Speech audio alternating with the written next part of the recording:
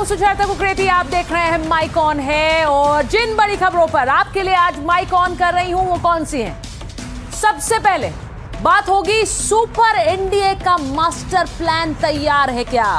जिस तरह पार्टियों में टूट हो रही है उसके बाद चर्चा ये हो रही है कि आखिर एनडीए क्या 2/3 बहुमत का मास्टर प्लान लेकर आगे बढ़ रही है। आज इसके बारे में बात होगी। इसी के साथ बात होगी सपाई क्या जुलाई में 1/3 रह जाएंगे। ओम प्रकाश राजभर यही बात कह रहे हैं।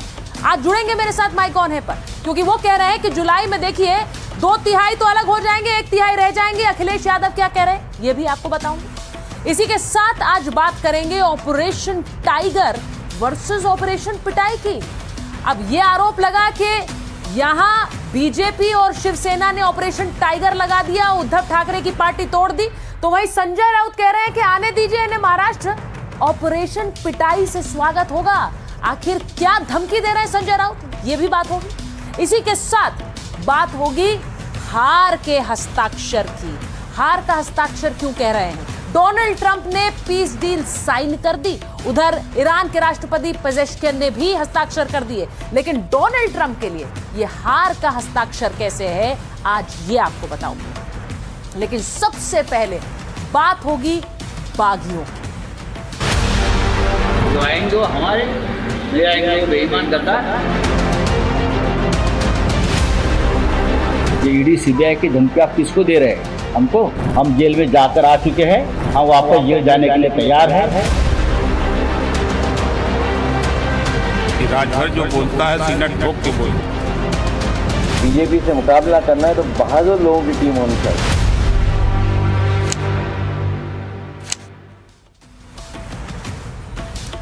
आज माइक ऑन कर रही हूं बागी 4 पर। जी, फिल्म बनी थी बागी, लेकिन आज बागी 4 रिलीज कर रही हूं आपके लिए, क्योंकि मॉनसून सत्र से पहले तमाम विपक्षी पार्टियों में खुली बगावत की किताब बनी नहीं हो रही। हर गुजरते दिन के साथ पन्ने पलटते जा रहे हैं, जिसमें पहला चैप्टर तो आम आदमी पार्टी में टूट के साथ शुरू हुआ। राघव चड्ढा और उनके साथ सांसद गए, वो याद है होगी आपको तस्वीर।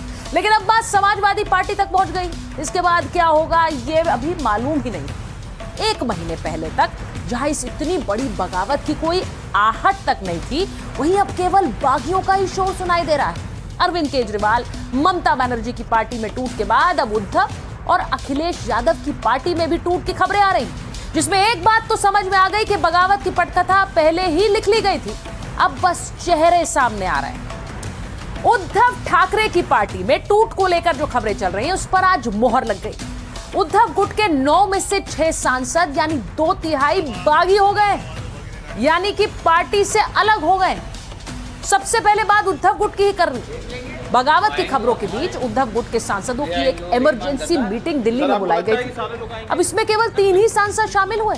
ये देखिए, अरविंद सावंत को आप देख रहे हैं, संजय राउत और अनिल देसाई। अब इनमें प्रकाश वाजे का भी नाम शामिल हो रहा था। खबरें यह थी कि पार्टी नेताओं ने बागी सांसद संजय दीना पाटिल से फोन पर संपर्क करने की कोशिश की। पहले तो संजय दीना पाटिल ने नेताओं को बताया कि वो फ्लाइट पकड़कर आ रहे हैं, दिल्ली की बैठक में शामिल होंगे, लेकिन लंबे इंतजार के बाद भी वो पहुंचे ही नहीं। बैठक खत्म हो गई। अरविंद सावंत ने बैठक की पूरी जानकारी फोन पर उद्धव ठाकरे को दे दी। सर, आपको लगता है कि सारे लोग आएंगे? उद्धव गुट में 2/3 फूट कैसे पड़ी? शिवसेना के उद्धव गुट में एक बार फिर टूट हुई है। फिर से 6 सांसदों ने बगावत की खबरों पर मोहर लगा दी। बागियों में संजय देशमुख है, संजय दीना पाटिल है, संजय जाधव है, नागेश पाटिल है, भाऊ साहब वाकचौरे हैं, ओम राजे निंबालकर हैं। अब शिवसेना ने संसदीय दल की बैठक बुलाई थी। मुख्य सचेतक देसाई ने इसके लिए व्हिप जारी की थी। सभी सांसदों को मौजूद रहने के लिए कहा गया था। बागी सांसद व्हिप के बावजूद बैठक में पहुंचे ही नहीं। सिर्फ 3 लोकसभा सांसद ही बैठक में शामिल हुए। अब उद्धव गुट बाकी बागी सांसदों पर एक्शन लेने की तैयारी में। मामले को पार्टी ने अनुशासन का उल्लंघन माना है और पक्ष विरोधी गतिविधि के रूप में इसे देखा जा रहा है। बागी सांसदों को कारण बताओ नोटिस जारी हो चुका है। 7 दिनों के अंदर लिखित स्पष्टीकरण देने के निर्देश दिए गए। दूसरी तरफ 6 बागी सांसद भी बड़ा कदम उठा चुके हैं। वो अपना अलग संसदीय गुट पंजीकृत करा सकते हैं। खबरें ये आ रही हैं, सांसद संजय जाधव बागी गुट के नेता हो सकते हैं, ये भी खबरें हैं। अपनी नाराजगी हम जाहिर कर रहे थे, ये बागी गुट का कहना है। उनका कहना है कि नाराजगी पर कोई सुनवाई नहीं हो रही थी, तो फिर बात इसी पर आती है कि हम अलग हो जाएं, और वो आज हो गया। तो उद्धव गुट में 2/3 फूट पड़ गए। बागी गुट की एक नाराजगी संजय राउत की भाषा को लेकर भी। सूत्रों के मुताबिक राजनीतिक गलियारों में चर्चा है कि ठाकरे गुट की कल हुई प्रेस कॉन्फ्रेंस के बाद यूबीटी के जो बागी सांसद हैं वो और ज्यादा नाराज हो गए। इस प्रेस कॉन्फ्रेंस का असर जैसा उद्धव गुट ने सोचा था वो बिल्कुल भी वैसा नहीं था, बल्कि इससे पार्टी को और नुकसान हो गया। सूत्रों का दावा है कि प्रेस कॉन्फ्रेंस के दौरान जिन 6 सांसदों के बारे में कथित तौर पर आपत्तिजनक टिप्पणियां और गालियों का प्रयोग किया गया, उससे सांसदों की नाराजगी और ज्यादा बढ़ गई। बताया जा रहा है कि यही नाराजगी बैठक से दूरी बनाए रखने की एक और महत्वपूर्ण वजह भी मानी जा रही है। हालांकि संबंधित सांसदों की ओर से कोई आधिकारिक प्रतिक्रिया सामने अभी तक नहीं आई है। बागी सांसदों की नाराजगी के बीच आज संजय राउत ने फिर से प्रेस कॉन्फ्रेंस की और दोबारा उसी भाषा का इस्तेमाल किया। सुनिए। ठिकाणी सिक्युरिटी वाढवली गेली, आंदोलन होत आहेत, विरोध काय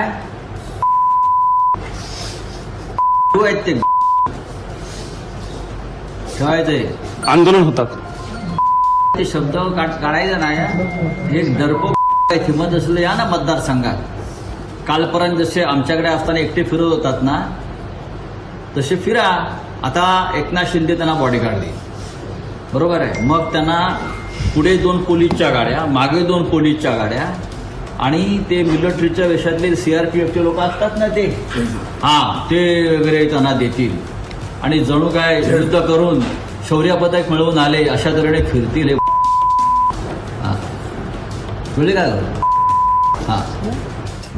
संजय राउत अपने मानसिक संतुलन को खो बैठे हैं, मारपीट की बात करते हैं जो महाराष्ट्र की संस्कृति सभ्यता में है ही नहीं. जब आपको इतनी आपत्ति हो रही है तो शायद आपको आत्म परीक्षण करना चाहिए कि आपके आमदार, खासदार, नगर सेवक आपको छोड़ के क्यों जा रहे हैं. ये तो आप खैर करेंगे ही नहीं. जो अश्लील शब्दों का इस्तेमाल किया है आपने आपके ही कार्यकर्ता के लिए, स्वाभाविक है कि वो आपको छोड़ेंगे. हमारे नेता आदरणीय एकनाथ जी शिंदे की जो लोकप्रियता है कि हर दिन पक्ष प्रवेश होता है, हर कार्यकर्ता खुश है उनके काम से. खैर आप ये नहीं समझ पाएंगे. अब आपको एक सलाह है कि आपके मानसिक संतुलन के लिए ठाणे मेंटल हॉस्पिटल में आपके लिए जगह रखा है. अब खबर यह है कि उद्धव के बागी अब शिंदे के साथी बन गए. उद्धव के बागियों को एकनाथ शिंदे ने कैसे साथ दिया, जरा वो भी समझिए. अभी जो तस्वीर आप देख रहे हैं, एकनाथ शिंदे ने फोन मिलाया है. जो बागी यूबीटी के सांसद हैं उनके संपर्क में लगातार एकनाथ शिंदे रहे हैं. आपको याद है 2 दिन पहले एकनाथ शिंदे की एक तस्वीर आई थी जिसमें मीडिया कर्मी उनसे बात कर रहे थे, लेकिन वो बिना कुछ कहे सवालों को दरकिनार करते हुए आगे चले गए, क्योंकि वो लगातार संपर्क में रहे यूबीटी के सांसदों से. अब खबर यह आ रही है कि एकनाथ शिंदे ने कल देर रात करीब 30 से 35 मिनट तक इन बागी सांसदों से फोन पर बात की. शिंदे ने बागियों को समर्थन का आश्वासन दिया है, क्योंकि आप देखिए संजय राउत जिस तरह की धमकी दे रहे हैं उसके बाद यह आश्वासन तो बहुत जरूरी है. तो अब एकनाथ शिंदे ने सांसदों से कहा है कि चिंता मत करो, मैं चट्टान की तरह मजबूती से आपके साथ खड़ा हूं. तो यह संदेश दिया गया है और एकनाथ शिंदे ने कल सभी सांसदों से फोन पर बात की. यह खबर हमारे पास आई. लोकसभा अध्यक्ष से मिले यूबीटी के बागी सांसद. अब यह भी एक डेवलपमेंट है. वहां बागी सांसदों ने स्पीकर को एक पत्र सौंपा है, ऐसा कहा जा रहा है. पत्र में लिखा है कि विचारधारा से उद्धव ठाकरे की जो पार्टी है पूरी तरह से भटक गई है. वरिष्ठ नेता कांग्रेस में पार्टी का विलय करना चाहते हैं. सोचिए, कांग्रेस में पार्टी का विलय करना चाह रहे थे उद्धव ठाकरे. ये ऐसा इन सांसदों ने कहा है. इसीलिए हम पार्टी का साथ छोड़ रहे हैं, हम इनका साथ छोड़ रहे हैं उद्धव ठाकरे का. हम 6 सांसद शिंदे गुट में विलय करना चाहते हैं. लोकसभा में बैठने की व्यवस्था बदलने की मांग की. सीट बदलकर शिंदे गुट के साथ की जाए, यह भी कहा है. अब देखिए कितने लोग बैठेंगे सीटें बदलकर. संसद में बैठने का कैसा बंदोबस्त होगा, जरा सोचिए. सत्र आने दीजिए तब पता चलेगा. बागी गुट ने आगे की भी रणनीति बनाई.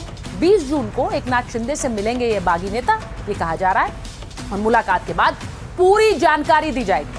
बागी गुट बताएगा कि स्पीकर से मुलाकात कब हुई, स्पीकर को सौंपा गया पत्र भी जारी करेंगे और यह भी बताएंगे कि अलग होने का फैसला क्यों किया गया, क्योंकि अभी जो जानकारी आ रही है वो बाकी लोगों के माध्यम से आ रही है। ये सांसद तो कुछ बोल ही नहीं रहे। बागी गुट अपने फैसले के पीछे की वजह भी बताएगा, लेकिन शिवसेना शिंदे गुट बागी सांसदों को नाराजगी की वजह उद्धव को बता रहे हैं। उबाठा का जो नेतृत्व है श्री उद्धव ठाकरे जी, वो नेतृत्व इतना निकम्मा है, वह नेतृत्व इतना आलसी है, वह नेतृत्व इतनी ज्यादा संवादहीनता में विश्वास करता है, वह नेतृत्व घर से पूरी पार्टी चलाने में विश्वास करता है। इसकी वजह से पूरा जो उबाठा का जो कैडर है वो क्रमशः धीरे धीरे निकल रहा है।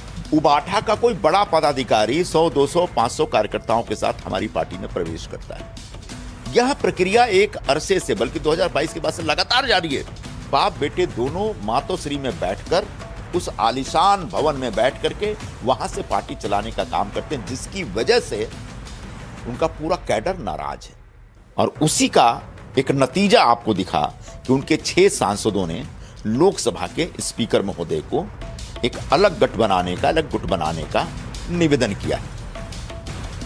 तो संजय निरुपम को आपने सुन लिया, वो वजह बता रहे हैं कि सांसद बागी क्यों हो गए, लेकिन इन बागी सांसदों को धमकी दी जा रही है और इस धमकी के चलते ये भी डरे हुए हैं। अब सबसे पहले देखिए कि बागियों को धमकी क्या दी जा रही। संजय राउत की बागी सांसदों को धमकी क्या है, क्या कह रहे हैं संजय राउत?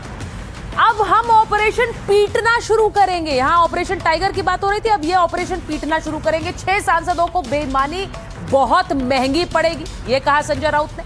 उन्होंने कहा हमारे पास पुलिस सुरक्षा एजेंसियां आने तो दीजिए, उसके बाद बताएंगे कि हम क्या कर सकते हैं। ये लोग 5 मिनट में टूट जाएंगे, ये कहा संजय राउत। और ये भी कि हम जेल जाकर वापस आ चुके हैं, तो इसीलिए ये मत समझिए कि हम डरते हैं, अब गद्दारों को सबक सिखाकर ही जाऊंगा। संजय राउत कह रहे हैं अपनी सेना ले आओ, हम अपनी सेना लेकर आएंगे। तो ये बयान संजय राउत का आ रहा है। वो कह रहे हैं बागी सांसद अपने क्षेत्र में जाकर तो दिखाएं, यानी अपने क्षेत्र में जब वापस जाओगे तब पता चलेगा तुम्हारा हाल क्या होगा। बागी सांसदों को रात में 10 करोड़ रुपए मिले, ये भी उन्होंने कहा। और ये दावा वो 2 दिन से कह रहे हैं कि देखिए इन्हें तो 15 करोड़, फिर कह दिया पूरा जो टोटल अमाउंट है वो 50 करोड़। अब वो कह रहे हैं बागी सांसदों को कल रात यानी बीती रात 10 करोड़ मिल चुके हैं। अब सोचिए जरा, इस धमकी के बाद बागी सांसदों की सुरक्षा बढ़ा दी गई, सुरक्षा बढ़ाई गई है। शिंदे गुट में शामिल होने वाले थे ये बागी सांसद और अब इनकी सुरक्षा बढ़ाई गई। सुरक्षा बढ़ाने के लिए गृह विभाग का निर्देश जारी हुआ है कि कुछ दिनों के लिए सुरक्षा को बढ़ाया जाए, सांसद के साथ और आवास पर अतिरिक्त पुलिस बल तैनात हो और सांसदों को Y+ सुरक्षा प्रदान करने के निर्देश दे दिए गए। तो ये भी हुआ है क्योंकि Y+ कैटेगरी सुरक्षा में CRPF जवान होते हैं। 11 सुरक्षा कर्मियों के साथ एस्कॉर्ट्स वाहन भी उनके साथ चलते हैं। 3 अलग अलग शिफ्ट में 6 PSO तैनात होते हैं। तो ये Y+ सिक्योरिटी अब इन बागी सांसदों को दी गई है क्योंकि इन्हें अपनी सुरक्षा को लेकर डर सता रहा है। संजय राउत सीधे कह रहे हैं आइए आपको बताते हैं। 1 गार्ड कमांडर 4 गार्ड आवास पर तैनात रहेगा। अब इन बागी सांसदों की सुरक्षा का ये पूरा खाका आपको बता रही हूं। और जब ये Y+ सिक्योरिटी की ऐलान हुआ तो उसके बाद तस्वीर क्या आई जरा देखिए। संजय दीना पाटिल, धमकी के बाद उनके घर की सुरक्षा बढ़ा दी गई। अब आप देखिए पुलिस कर्मी कैसे तैनात हैं। बागी सांसदों को अचानक सिक्योरिटी मिल गई है और गृह मंत्रालय के निर्देश के बाद ही सिक्योरिटी मिली, जिसको लेकर भी विपक्ष हमलावर है कि ये पार्टी तोड़ रहे हैं और इन्हें ही सुरक्षा दी जा रही है। इनके आवास पर देख लीजिए किस तरह से सिक्योरिटी बढ़ी हुई है। अब ओम राजे निंबालकर, ये भी एक और बागी सांसद हैं। अब इनके घर पर देखिए किस तरह सिक्योरिटी बढ़ाई गई है। इनके आवास और कार्यालय दोनों में ही सुरक्षा कड़ी कर दी गई है। पुलिस और साइबर सेल अलर्ट पर है। तो ये तस्वीर आई और एक और तस्वीर आपको दिखाती हूँ। शिरडी में बागी सांसद भाऊ साहेब वाकचौरे के संभावित दल बदल को लेकर वहां विरोध प्रदर्शन हो गए। उसके बाद उनके आवास और कार्यालय में पुलिस की तैनाती की गई और यह कहा गया कि 24 घंटे CCTV निगरानी रखी जाए और सांसद की सुरक्षा कड़ी कर दी गई है। तो ये उन बागी सांसदों के सिक्योरिटी बढ़ाने का एक खाका खुलकर सामने आ गया। अब सूत्रों के हवाले से खबर है कि शिवसेना के बागी सांसद राजस्थान में रुके हुए हैं। राजस्थान के मकराना में एक रिजॉर्ट में ये मौजूद है। कल किशनगढ़ एयरपोर्ट पर उतरे थे सांसद और उसके बाद चार्टर्ड विमान से वो 4 सांसद पहुंचे। सूत्रों के मुताबिक संजय जाधव, संजय डीना पाटिल, संजय देशमुख और नागेश पाटिल अष्टिकार मकराना में मौजूद। अब खबर है कि बागी सांसद मुंबई भी आएंगे, जहां उनके लिए गोरेगांव के एक होटल में बुकिंग की गई। शिवसेना के स्थापना दिवस के एक दिन पहले गोरेगांव में बने होटल में शिवसेना ने 15 कमरे बुक कराए हैं। तो ये लोग स्थापना दिवस पर आए और खबर यह है कि स्थापना दिवस पर ही ये शिवसेना और एकनाथ शिंदे के साथ मंच पर दिखाई देंगे। तो ये तो बात उद्धव ठाकरे की थी, लेकिन 6 सांसद उद्धव ठाकरे की पार्टी में बागी और अब क्या यूपी में 25 की बारी है। सवाल इसलिए क्योंकि अखिलेश यादव की पार्टी में टूट की खबर है और ये खबर कल से आई और किसने दी? ओम प्रकाश राजभर। ओम प्रकाश राजभर का एक ट्वीट कल से कैसे हलचल मचाए हुए और उसके बाद तो वो ट्वीट पे ट्वीट कर रहे हैं। ऐसा लग रहा है कोई खेल चल रहा है उनके और अखिलेश यादव के बीच। कल से सब पूछ रहे हैं कि सपा में क्या टूट होने वाली है। उन्होंने लिखा, तो सुनो, सपा के बागी सांसदों के गुट का नेतृत्व उत्तर प्रदेश की बागी भूमि का एक लाल करने वाला है और ये बलिया का लाल है। सवाल है कि कौन है बलिया का लाल जो समाजवादी पार्टी में भूचाल लाएगा। यूपी में 2027 से पहले सपा में टूट को लेकर कई दावे हैं। ओपी राजभर जल्द टूट होने की बात कर रहे हैं। आज सुबह ओपी राजभर ने एक बार फिर एक पोस्ट किया, बागी सांसदों का नेतृत्व बागी भूमि का लाल करेगा। सपा कार्यालय में ब्राह्मणों को तिरस्कृत किया गया, उससे बागी बलिया का लाल बहुत आहत है। समाजवादी पार्टी में अब टूट होकर रहेगी, ये कहा ओपी राजभर ने। और उन्होंने कहा, पूरा सैफई खानदान मुझे गाली देने में जुट गया है। अखिलेश अब सांसद बचाओ अभियान में जुट जाएं। दुखी निराश सांसदों के घर जाकर उनसे माफी मांगे। राजभर का इशारा था सपा सांसद सनातन पांडे की ओर। बुधवार को सपा की ओर से ब्राह्मण समाज की एक बैठक बुलाई गई थी और नेतृत्व बलिया के ही सपा सांसद सनातन पांडे कर रहे हैं। इसी बैठक की बात कर राजभर बगावत का दावा कर रहे हैं। राजभर के दावे को सनातन पांडे ने खारिज कर दिया। सपा से बागी हुआ तो संन्यास ले लूंगा, ये कह रहे हैं सनातन पांडे। अब उन पर आ गई है तो वो भी ये बता रहे हैं कि सपा से उनका रिश्ता अटूट है, वो किसी कीमत पर अलग नहीं हो सकते। और आपको बताएं कि सनातन पांडे बलिया से आने वाले समाजवादी पार्टी के बहुत पुराने नेता हैं। 5 बार विधानसभा चुनाव और 2 बार लोकसभा चुनाव लड़ चुके हैं। 1996 में सरकारी नौकरी छोड़ी थी, तब वो सपा में शामिल हुए थे और सपा के साथ जुड़े रहे और सक्रिय भूमिका निभाते रहे हैं। अब सनातन पांडे अपनी तरह से सफाई दे रहे हैं, सुनिए क्या कह रहे हैं। ओम प्रकाश राजभर हमारे क्षेत्र से विधायक हैं, उनके मैं हर कृत्य को जानता हूँ। वो कोई भाषा ऐसी नहीं बोल रहे हैं जो उनकी स्वयं की भाषा है। वो भाषा तो भारतीय जनता पार्टी की भाषा को बोलने का काम कर रहे हैं। उनके समझ में आ रहा है कि अगर हमारी ज़मीन जायदाद जो है वो भी नंबर 2 की है और उनको डरवा दिया जाएगा, धमका दिया जाएगा, हैं? और जात के ब्राह्मण हैं, उनको मुकदमे ला दिए जाएंगे और सनातन पर डर जाएंगे। तो न सनातन के पास नंबर 2 की ज़मीन है, न सनातन पर नंबर 2 का धन है, न समझो कोई ऐसी गोली बनी है कि विधि के जो विधान ने विधि को लिख दिया है उससे पहले कोई मुझको मार सके। और जन्मजात समाजवादी हूँ, अंतिम सांस तक समाजवादी रहूँगा। और अंतिम सांस में अगर मुझे प्रतिनिधि करने का मौका पार्टी ने दिया तो उसके बाद भी मैं पार्टी कार्यालय पर बैठकर पार्टी की सेवा करने का काम करूँगा। समाजवादी पार्टी में टूट के दावों को लेकर पार्टी के नेता हमलावर हैं, ये भी सुन लीजिए।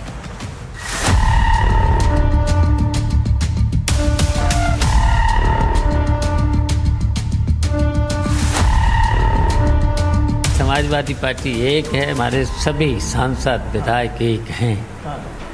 परिवार तो एक है ही, और परिवार के साथ साथ सभी सांसद विधायक एक हैं। मुझे लग रहा है ये रात भर जी समाजवादी पार्टी से चुनाव जीते थे पिछली बार, अब उनको अपने भविष्य की चिंता सता रही है, क्योंकि ये लोग कभी कुछ कहते हैं कभी कुछ कहते हैं, तो इनको मुझे लग रहा है कोई गंभीरता से लेता भी नहीं है। समाजवादी पार्टी का कोई कार्यकर्ता भी कहीं जाने वाला नहीं। बीजेपी के तमाम लोग जरूर समाजवादी पार्टी के राष्ट्रीय अध्यक्ष अखिलेश यादव को संपर्क में हैं, जो विधानसभा की टिकट चाहते हैं। यूपीए से और माननीय अखिलेश यादव जी की बढ़ती हुई लोकप्रियता से भारतीय जनता पार्टी घबरा गई है। तो हलचल तो मचा दी है ओपी राजभर ने, और इस वक्त माइक ऑन उन्हीं का कर रही हूँ। ओपी राजभर हमारे साथ जुड़ रहे हैं। राजभर साहब, ये सपा में ये टूट कब तक होगी जिसकी भविष्यवाणी आप कर रहे हैं, कब टूटेगी? सत्र लोकसभा का चलने जा रहा है जी, उसी लोकसभा सत्र के दौरान बड़ा खेल होने वाला है। मतलब अभी आप कह रहे हैं अगले सत्र में? बता तो रहा हूँ कि लोकसभा सदन चलने वाला है, उसी सदन के दौरान हो सकता है उसके पहले ही लोग चले जाएं या उसी बीच ये लोग एक गोल बना करके एक अलग जो है अपना मोर्चा खड़ा करेंगे सपा के खिलाफ। तो सपा का कहना है कि बीजेपी ने आपको एक मिशन पर लगा दिया है, चुनाव से पहले सपा को लेकर अफवाहें फैलाने का काम आपको सौंपा गया है कि आप ये करिए। हम अफवाह फैला रहे हैं? इलाहाबाद प्रयागराज में 3 परिवार को, एक ही परिवार को समाजवादी पार्टी के नेताओं ने काट दिया, उसकी हत्या कर दिया, ये अफवाह है।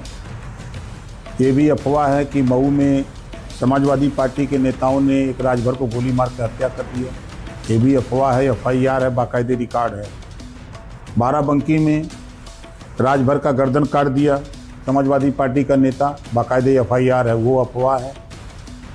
अभी उन्हीं के सांसद ने बयान दिया, बहुसंख्यक को भी 20 बता दिया, ये भी अफवाह है। उन्हीं के समाजवादी पार्टी का जिलाध्यक्ष हरदोई अभी महिलाओं के ऊपर क्या क्या टिप्पणी किया है, ये भी अफवाह है। अभी उन्हीं की पार्टी का भाटी ब्राह्मणों को वेश्या कह दिया, वेश्या की तुलना कर दिया, ये भी अफवाह है। तो ये तो जितनी चीज़ें हम बता रहे हैं ये सब समाजवादी पार्टी के कारनामे है ना, कि हमारे कारनामे हैं। नहीं, आपके नहीं हैं, आप भले ही आप तो हमलावर हैं समाजवादी पार्टी पर, लेकिन आपने तो नाम भी आज ले दिया। आपने कहा बलिया का लाल वो कराएगा बगावत, वहां सनातन पांडे आ गए सफाई देने के लिए। वो तो भगवान से मना रहे हैं कि हे भगवान दूसरे दल में जाएगा, नौबत न आवे।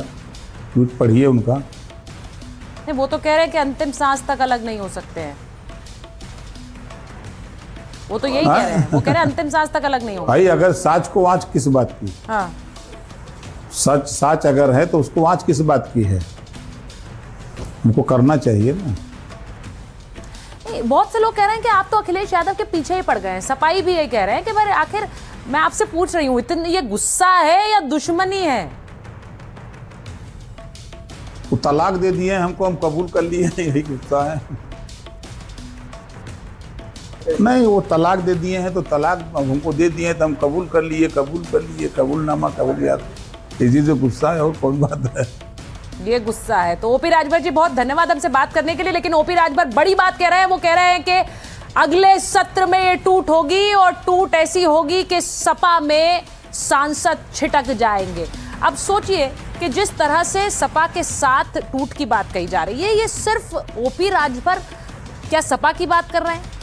आपको बताती हूं कि केशव प्रसाद मौर्य ने, जो डिप्टी सीएम है, उन्होंने कहा कि सपा से 25 से 26 सांसद टूटेंगे। ये केशव प्रसाद मौर्य ने कहा। उसके बाद ओम प्रकाश राजभर ने कहा सपा में तो जल्द बड़ी टूट होने वाली है। वो लगातार ये बात कर रहे हैं, ट्वीट्स भी कर रहे हैं। अब संजय निषाद, जो कि मंत्री हैं यूपी सरकार में, कह रहे हैं सपा के साथ कांग्रेस के 2 दर्जन MP MLA भी टूट जाएंगे। तो वो सिर्फ सपा की बात नहीं कर रहे हैं, संजय निषाद ने तो कांग्रेस को भी लपेटे में दे दिया है और कह रहे हैं कांग्रेस भी टूटेगी। सुनिए। ऐसे 2 दर्जन से ज्यादा सांसदों के लोग हमारे पास आए और उन्होंने समाजवादी पार्टी के, सपा के और कांग्रेस के और हिंदुत्व विचारधारा के, क्योंकि भैया एक तो हम आगे नगरीय विचारधारा तो हमारी ये है, उस विचारधारा के लोग विरोधी हिंदुत्व के अगर इस विचारधारा के साथ रह नहीं पा रहे हैं, उन्होंने कहा भैया आप तटस्थ व्यक्ति हैं, आप न इधर आने वाले न उधर जाने वाले हैं, जिसके साथ रहते हैं सही से रहते हैं, और आप मर्यादित हो, मर्यादा पुरुषोत्तम भगवान के आप पास सिखाओ। ऐसे में मोदी योगी अमित शाह जी आपको ज़्यादा पसंद करते हैं ना। ऐसा मेरी भी चर्चा हो जाए, हमारे सांसद आना चाहते हैं और जुड़कर जो इस विचारधारा से जुड़कर सेवा करना चाहते हैं। तो मैंने भी शीर्ष नेतृत्व पहुँचा दिया, 2 दर्जन से सारे सांसदों के लोग हम सब थे, और उनको मैंने गृह मंत्री को पहुँचा दिया, भाई वो जुड़ना चाहते हैं, आप विचार करिए। तो एक तरफ विपक्षी खेमा है जिसमें टूट भी हो रही है, और जहां नहीं हुई है वहां टूट की भविष्यवाणी हो रही है। सवाल है कि इस टूट का मतलब क्या है? क्या एनडीए मॉनसून सत्र से पहले ही 2/3 बहुमत के करीब पहुंच रहा है? कांग्रेस यही आरोप लगा रही है। लोकसभा में इसके लिए नए समीकरण बनाने की कोशिश की जा रही है। अब क्या वाकई एक सुपर एनडीए बनकर तैयार होगा? सुपर एनडीए, अब इसका मतलब क्या है? यानी 2/3 बहुमत वाला एनडीए क्या बनकर तैयार हो सकता है? मैं जरा गणित समझा देती हूं आपको। अब आप संसद में इस वक्त की जो तस्वीर है वो समझिए। एनडीए के पास 293 सांसद हैं। अब इसमें टीएमसी के बागी के 20 जोड़ दें आप, तो ये और यूबीटी शिवसेना के 6 सांसद जोड़ दें, तो संभावित एनडीए सांसद कितने हो जाते हैं? 319। ये हो जाएगा आंकड़ा। और संसद में 2/3 बहुमत के लिए 360 सांसद चाहिए, इसे भी समझिए। 2/3 आंकड़ा जरूरी क्यों है ये मैं आगे आपको समझाऊंगी, लेकिन अभी का जो गणित है टूट के बाद वो ये है। अब अगला स्क्रीन चलाइए इसके बाद।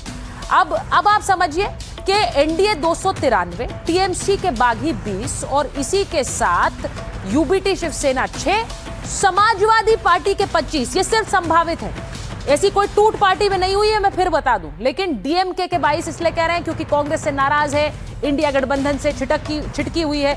अगर इन सब को मैं मिला दूं तो संभावित एनडीए 366 हो जाएगी, जो कि संसद में 2/3 आंकड़ा 360 से 6 सांसद ज्यादा है। क्या इसीलिए सुपर एनडीए की बात हो रही है, 2/3 बहुमत की बात हो रही है? लेकिन एक तस्वीर और है, उसे भी समझ लीजिए।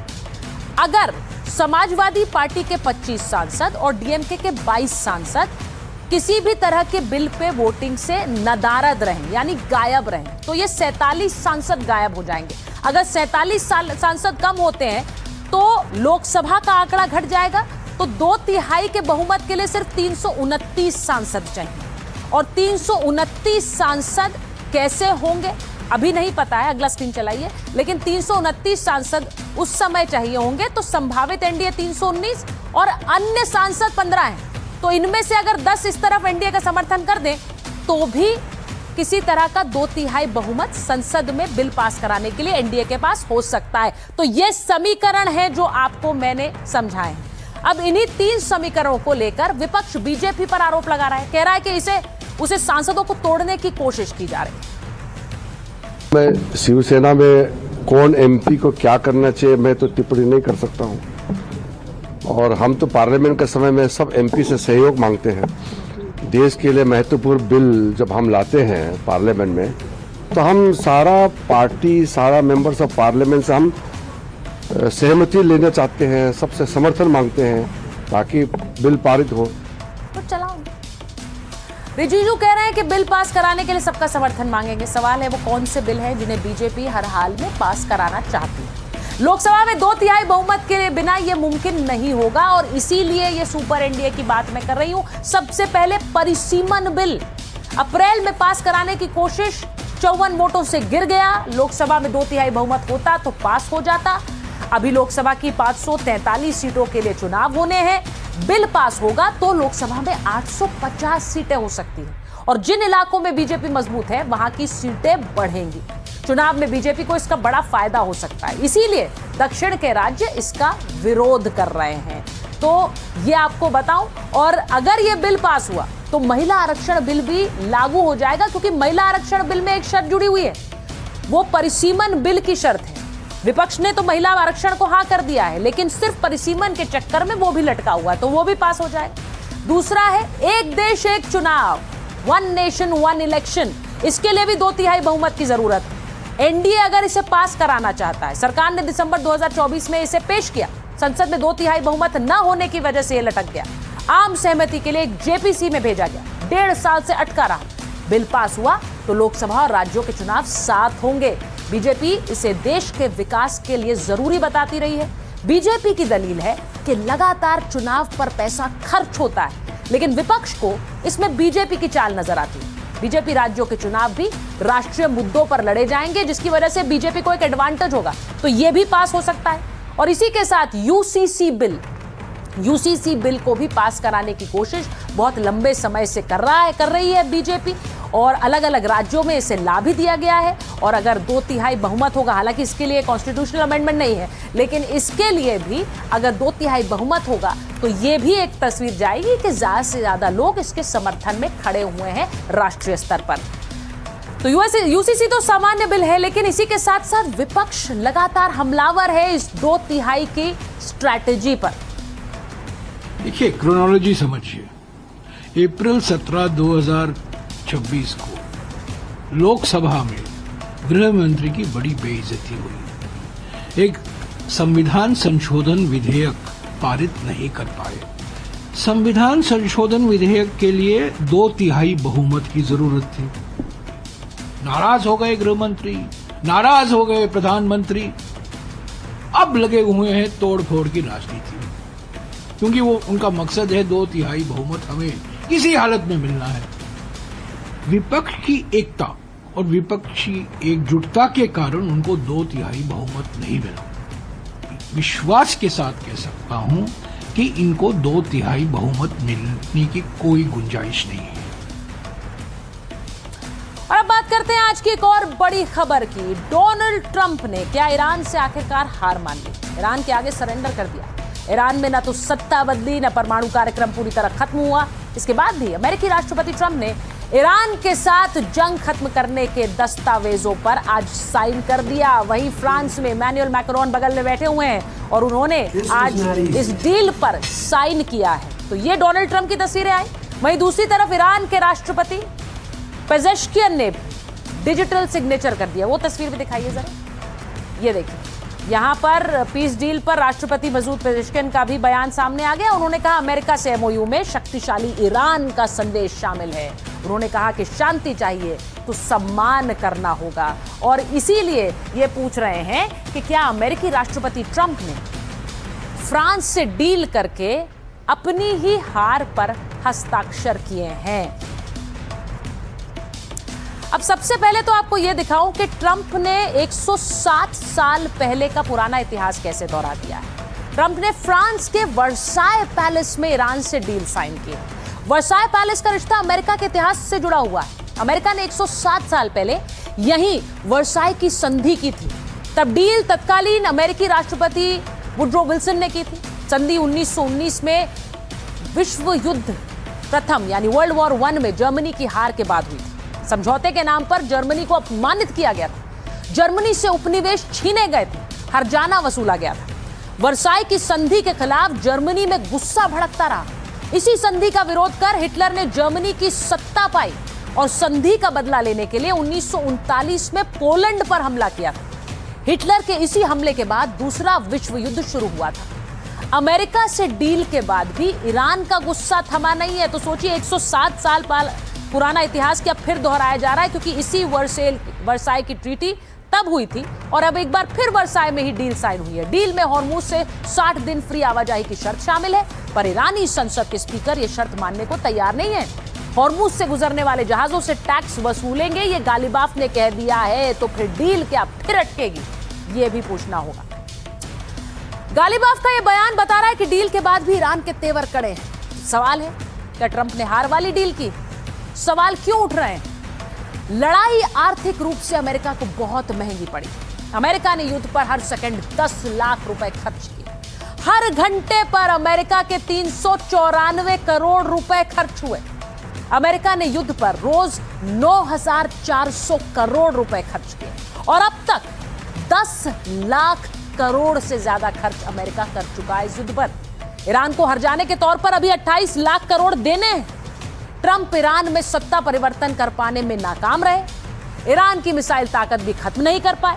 फाइनल डील तक ईरान न्यूक्लियर प्रोग्राम चलाता रहेगा और यूएस ईरान से सारी पाबंदियां हटाने के लिए काम करेगा।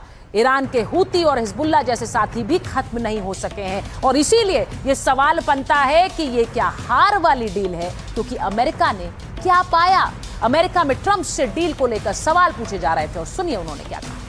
We run out of reserves in about 4 weeks. You know, there are reserves all over the world, and we would really run out. And there'll be a time when you wouldn't be able to get it. And you want to see that we run out of reserves in about 4 weeks. You know, there are reserves all over the world, and we would really run out. And there'll be a time when you wouldn't be able to get it. And you want to see bedlam? तो Donald Trump इस deal को America की deal बता रहे हैं, लेकिन उन्हें सोचना होगा कि अमेरिका ने क्या पाया और क्या खोया। माइक ऑन है में आज के लिए फिलहाल इतना ही। आपसे मुलाकात होगी कल एक बार फिर रात 8 बजे।